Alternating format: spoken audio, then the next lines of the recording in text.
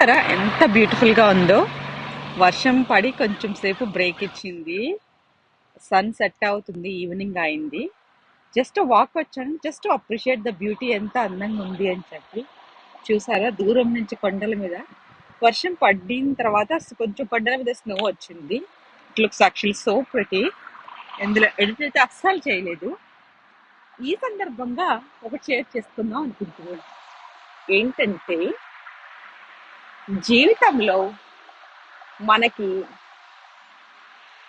మనకి ఎప్పుడు మనకి తోడుగా ఉండేది, మనకి కష్టంలో అయినా సరే, మనకి బాధలో అయినా సరే, మన సంతోషంలో అయినా సరే, ఒక ఆనందాన్ని ఒకరిలో వెతుక్కోవడం కన్నా, మనకి ఏదొచ్చినా అది మనలో, if you find happiness with in you, అది చాలా మంచిది అందరికీ కూడా.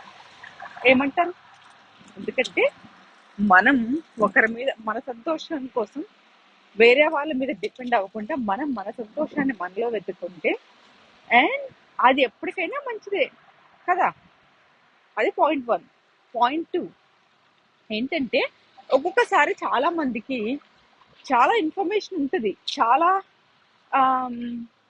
గుడ్ కమ్యూనికేషన్ స్కిల్స్ లేకపోతే, మనం కన్వే చేసే మెసేజ్ సరిగ్గా కన్వే చేయకపోతే, మనం ఎంత నాలెడ్జ్ ఉన్నా దాన్ని చెప్పే విధంలో చెప్పలేకపోతే, అది సరైన పద్ధతిలో కన్వే చేయలేకపోతే అది యూజ్లెస్ అవుతుంది. కాబట్టి మనం ఎంత నాలెడ్జ్ ఉంది అని చెప్పడం కన్నా, మనకున్న ఆ కొద్దిపాటి నాలెడ్జ్ని ఎంత ఎలా ట్రాన్స్ఫర్ చేసాం అవతల వాళ్ళకి అన్నది చాలా ఇంపార్టెంట్.